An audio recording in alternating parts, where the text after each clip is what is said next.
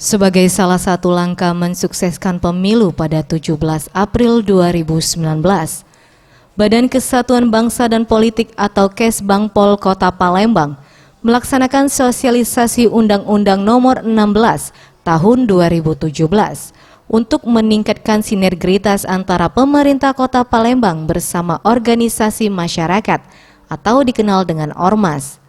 Bertempat di Grand Atiasa Convention Center pada Selasa, 2 April 2019. Kepala Badan Kesbangpol Kota Palembang Altur Febriansa mengatakan, sosialisasi ini sendiri diikuti oleh berbagai macam ormas yang ada di Kota Palembang. Diharapkan dengan sosialisasi ini dapat mempererat kemitraan antara pemerintah Kota Palembang dan ormas yang ada. Terlebih lagi pelaksanaan pemilu tahun 2019 semakin dekat.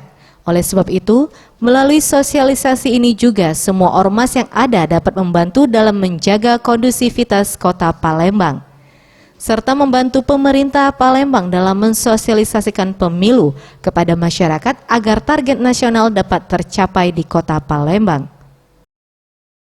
Ke depan ini akan dilaksanakan pemilu serentak pada 17 April 2019 besok. Nah, tentunya melalui kawan-kawan ormas ini untuk menjaga Kota Palembang selalu kondusif, ya, sehingga tidak terjadi potensi konflik di Kota Palembang ini.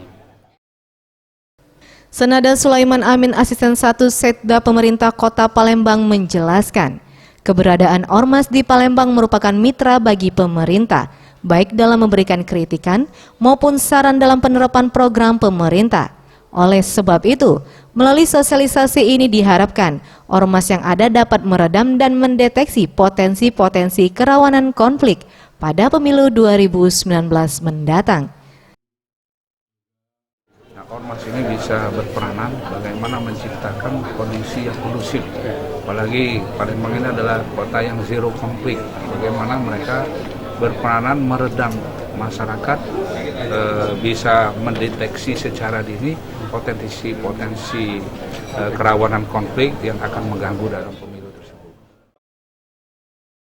Tim Liputan Sriwijaya TV.